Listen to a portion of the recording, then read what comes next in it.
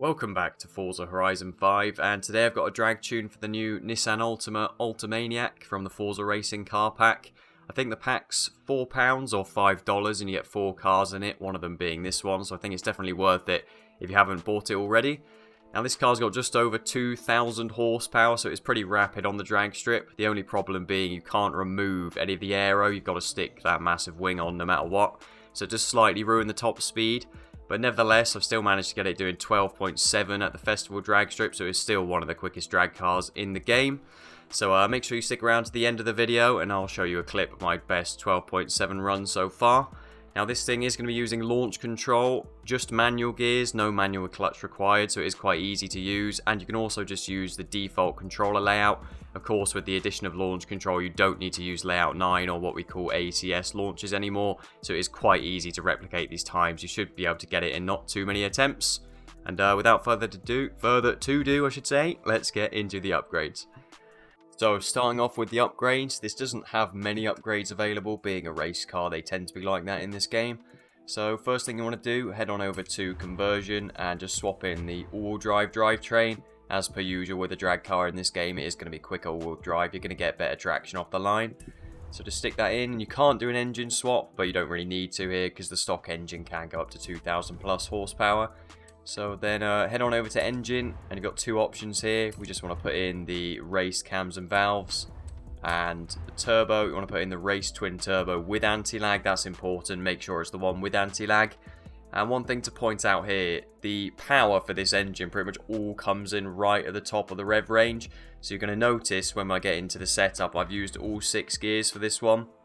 You wouldn't usually do that, but because the power's not really there until you're right at the top of the gears, it's best to use 6 because you will be in the power band for a lot longer. So that is one difference to usual setups on the 0.6 mile drag strip. Then on to platform and handling, go on to brakes, race brakes, simply because they're lighter, we want to stick them on. And another thing, as per usual with a Forza drag car, you want the off-road springs and dampers. They may be called rally springs and dampers for you. It is a bit dependent on your location for some reason. Now you want to stick them on just because you can make them softer, which is what you want really. Make the car squat a bit more off the line and put the power down a bit better. Then on to drivetrain. Kept the stock transmission. It comes with the race transmission installed already, so there's no need to upgrade it.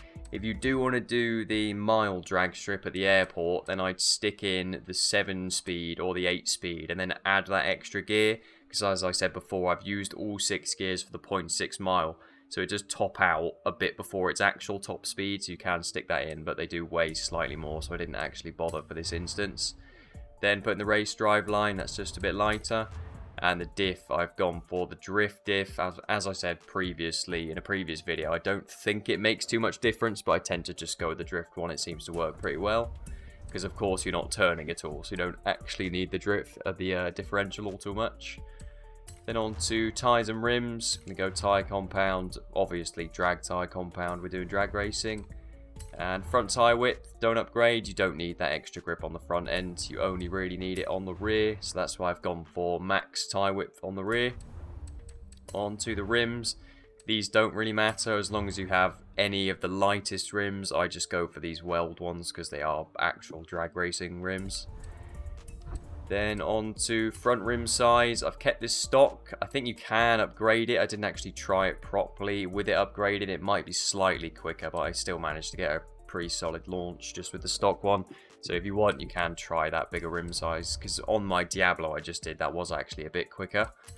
Then on the rear, I've kept that stock as well. It would just be additional weight. I didn't think you needed it.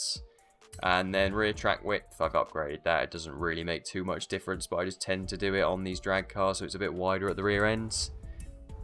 And that's everything for the upgrades. So now we'll get on to the most important part, which is the tune setup. Getting into the tune setup, this is the most important part, so make sure you double check everything that it's exactly the same, or the setup probably won't work properly. And quickly as well, before we start, I am using imperial units again here, so PSI inches for example.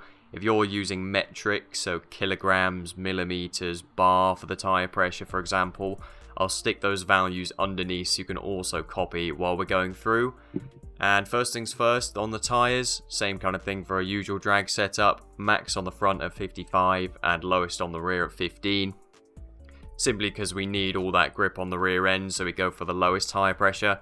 The front, if anything, has too much grip, so we just go all the way max out, because you don't need as much grip as the car can offer if you were to lower that. Then on to gearing, I've gone with final drive of 2.6, 568 first, 290, 204, 156, 125 and 106. As you can see there, all 6 gears going up to about 247 miles an hour, which is your top speed pretty much on the 0.6 mile drag strip, as I previously mentioned.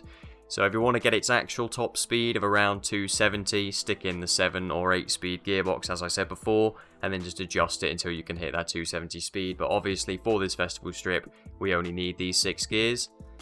Onto alignment. This is same as my Diablo setup. This max negative front camber seems to help with the launch for some reason when you're using these launch control setups. So make sure you go -5 on the front camber. Then rear we go 0 for the toe, front and rear both 0, and cast angle 6.5.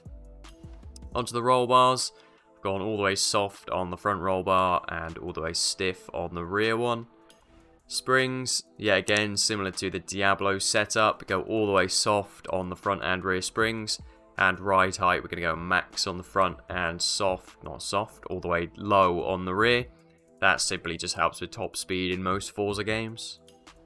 Then damping, gone all the way soft on the rebound and all the way stiff on the bump. This kind of setup seems to work best with launch control, helps the car put the power down and not completely spin the wheels up. Then aero, we're obviously going to put this all the way low because we don't need any aero. It's just going to be extra drag if we're doing a drag race and it's going to slow us down. So make sure they're all the way down to the lowest setting. On to brakes, obviously doesn't matter because we're not going to be doing much braking. But this is my usual brake setup I tend to put on every single car, which you've probably noticed if you watched my videos before.